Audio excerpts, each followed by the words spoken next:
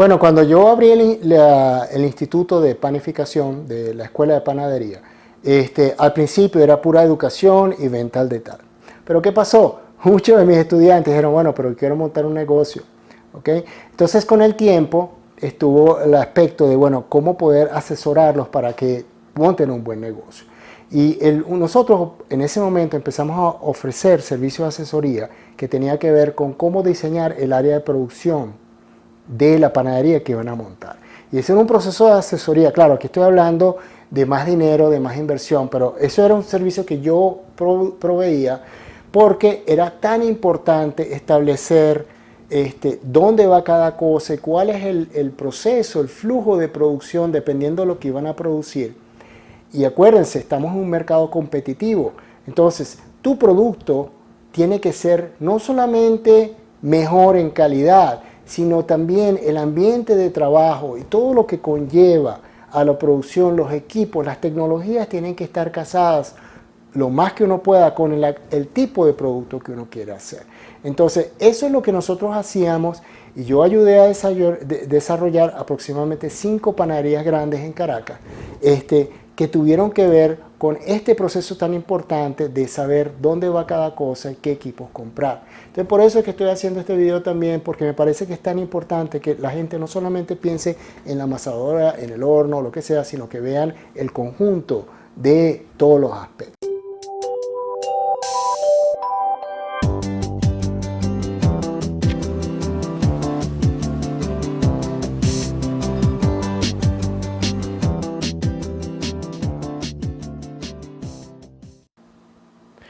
Bueno, y para hacer esto un poquito más concreto, dividí el tema del equipamiento en 2 episodios. Esta es la primera, la parte A.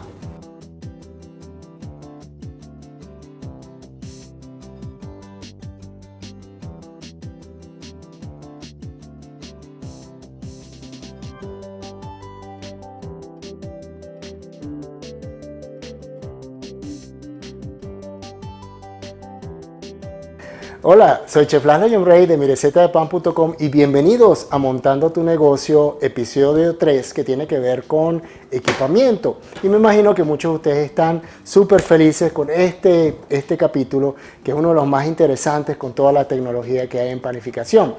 Si tú estás viendo este video por primera vez, te recomiendo que cheques los demás. Ya hay 3 videos hechos, la introducción más otros 2, que están en la caja con sus enlaces, en la caja de abajo. Y te recomiendo que los veas. Por favor, para poder continuar haciendo estos videos, te recomiendo y te agradezco muchísimo que los compartas con tus amistades, o incluso si tú no estás metido en negocio, con alguien que tú sepas que quiere montar un negocio, y no solamente de panadería, porque estos conceptos que yo estoy aplicando aquí sirven para otro tipo de negocio. Pero antes de entrar de lleno en los equipos en sí, yo quería mencionar cómo ha evolucionado la tecnología.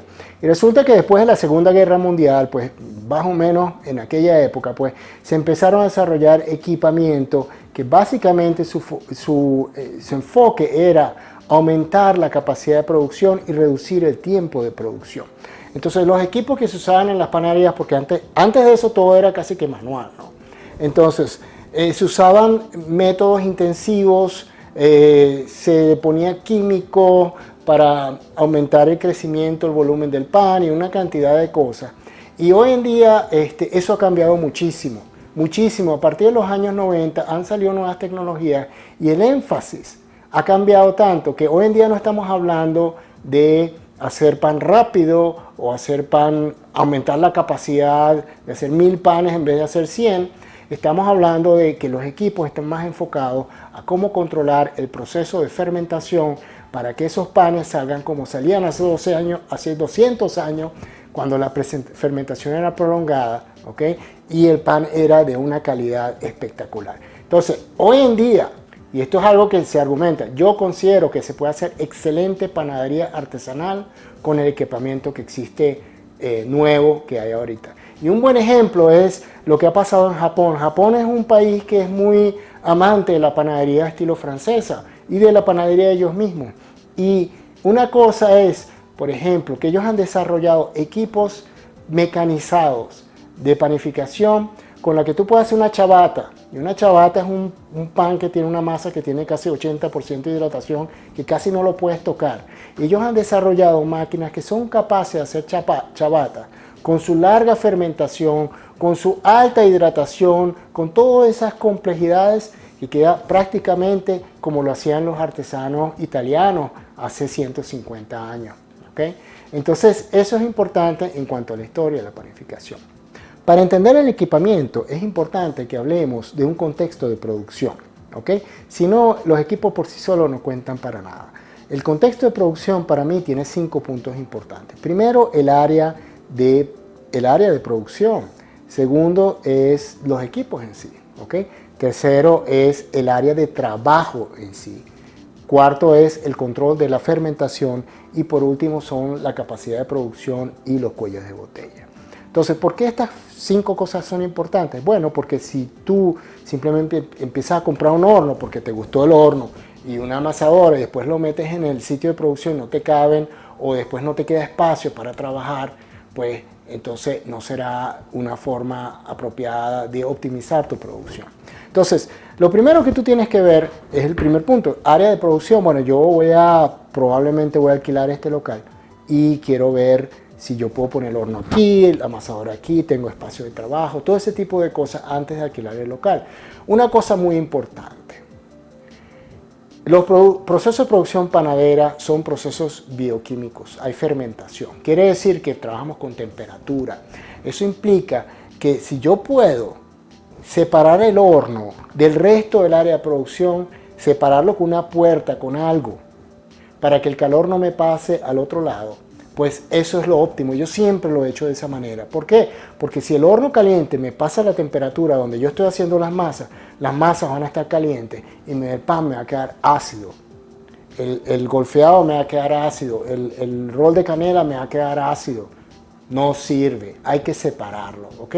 Entonces, por eso es que es importante que cuando tú veas tu área de producción, lo veas en total y veas si puedes colocar eso por allá y esto por acá y hay un flujo, ¿ok?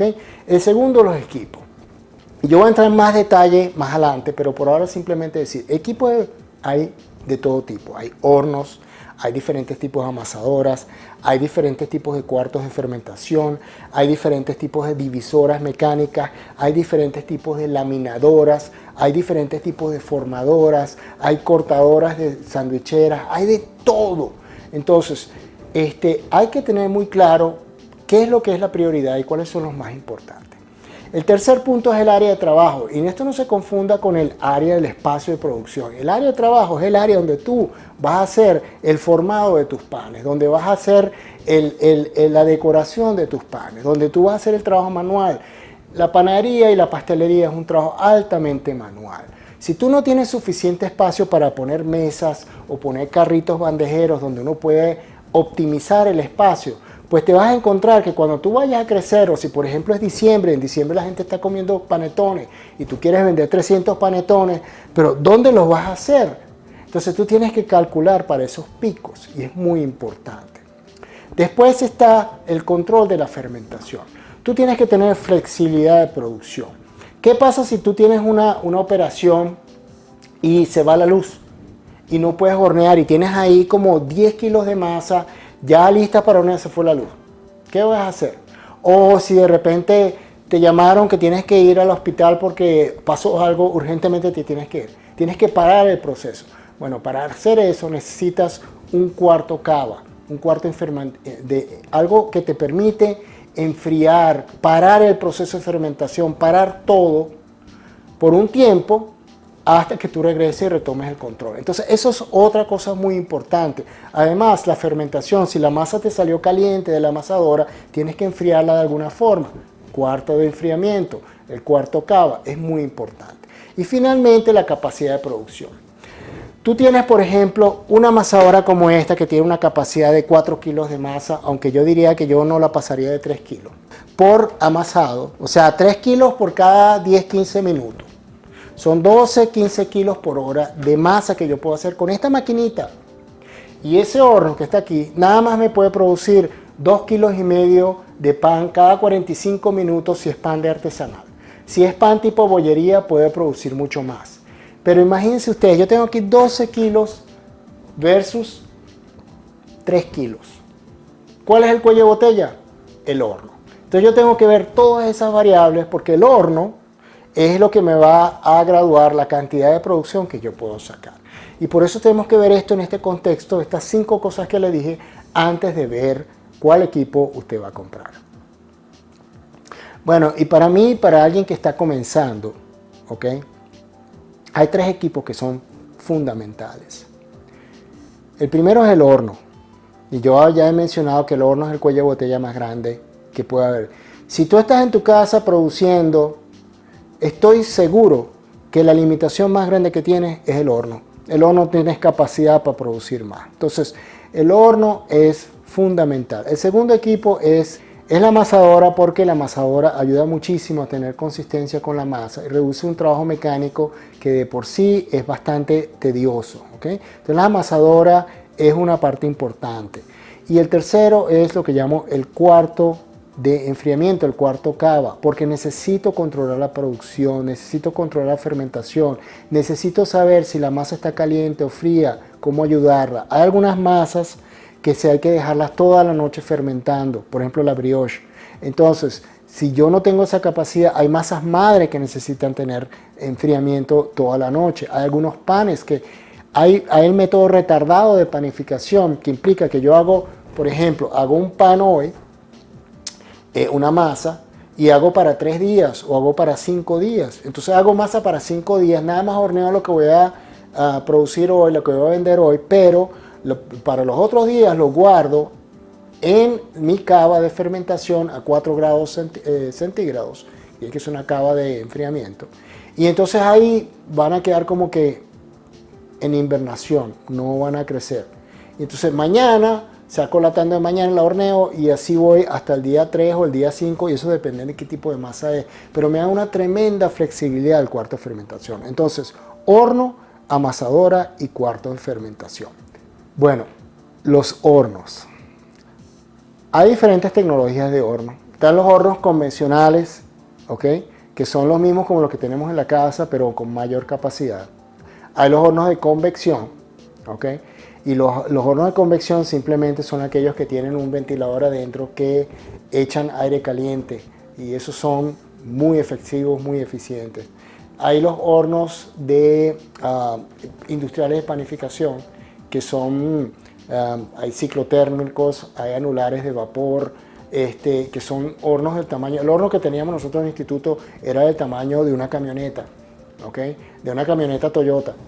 Así de grande era, y tenía una capacidad, tenía 4 pisos, era tan ancho como una camioneta, y tenía nada más una capacidad de 80 kilos por hora, ¿ok? Y ustedes dirán, wow, 80 kilos por hora, sí, parece mucho. No lo es, porque una panadería normalmente en Venezuela tiene unas capacidades de 150 kilos por hora. Eso es lo que ellos hacen. ¿Por qué? Porque en Navidad uno produce muchísimo más cantidad y necesitan esa capacidad. Además que esos hornos son también... esos hornos los comparten con la pastelería también. Después hay hornos para pizza, que son tipo convencionales, ¿ok? Hay hornos rotativos, donde hay horizontales, que son tipo antiguos, y los verticales, que son más modernos, que son básicamente uno mete el carrito donde uno fermentó la masa o los panes, mete el carrito completo, él se engancha y entonces él rota. Después es importante saber que la superficie de horneado puede ser de metal, donde van las bandejas. Y por cierto, que déjame hablar una cosa de las bandejas. Las bandejas tradicionales de panadería, comercialmente hablando, esto es media bandeja, y hay bandejas completas que son 2 de estas pegadas. Básicamente tienen 45 centímetros de ancho, la completa, por 66 centímetros de largo. Esta tiene 33 por 45, ¿ok? Esto le da más flexibilidad, y dependiendo del horno que ustedes compran, caben estas o caben las completas, ¿ok? Ambas funcionan bien, y esto es un estándar. Todos los hornos están cuadrados para meter este tipo de bandejas completas o por mitades, ¿ok? Y los carritos bandejeros también están calculados para este estándar de dimensiones. Entonces, todo eso, no importa el fabricante, la marca, todos están iguales, pero hay una diferencia entre los hornos de piso de metal y los hornos de piso de piedra. Y los hornos de piso de piedra, la piedra es la mejor el mejor elemento de conducir calor. Y si usted puede tener piso de piedra es mejor porque particularmente para panes artesanales es muy importante. Porque le da esa crujencia, la piedra tiene capacidad de proveer altas cantidades de calor por conducción muy poco a poco, porque transmite el calor mal, muy poco. El metal lo transmite rápidamente y por eso es que a veces con metal se queman las cosas. ¿Okay? Entonces está metal y piedra, ¿ok? Después está el vaporizador. Ustedes me preguntan, bueno, ¿y por qué usted le pone vapor al pan? El vapor es fundamental en panificación y en pastelería. Y los hornos profesionales tienen vaporizadores. Están conectados a una conexión de agua filtrada y cuando tú metes el pan le das un botón y eso echa el vapor y eso ayuda al proceso de crecimiento del pan, la concha, el color, una cantidad de cosas impresionantes. Entonces, ¿tiene vaporera o no tiene vaporera? Si no tiene vaporera, probablemente tendrás que tú agregarle el vapor de alguna forma, que también vimos que es posible, ¿ok? Entonces eso es importante. A la fuente de energía de los hornos hay básicamente gas y eléctrico. Los hornos de gas tienden a ser más económicos en su utilización, y a menos que sean los de alto costo, los hornos eléctricos tienden a ser mucho más precisos en cuanto a graduación de temperatura, tienden a ser más precisos, de más calidad, pero obviamente probablemente la electricidad es más cara que el gas dependiendo de la región donde viva. Una cosa es que normalmente los hornos eléctricos necesitan 220 voltios, 2 fases, o 220 voltios, 3 fases, que es la electricidad industrial. Los de gas, dependiendo de lo que necesite, van a necesitar básicamente 220, 2 fases. Y estamos hablando de 220 porque ya aquí estamos hablando de equipos industriales donde necesitan ciertas capacidades eléctricas para que no se queme la circuitería y todo ese tipo de cosas. Entonces, en cuanto a los hornos, esas son las características, ¿ok? Entonces, con eso me despido ante ustedes. Soy Chef Laszlo Jambray de mirecetadepan.com y yo sé que este capítulo fue realmente largo, por eso que lo hice en 2 videos.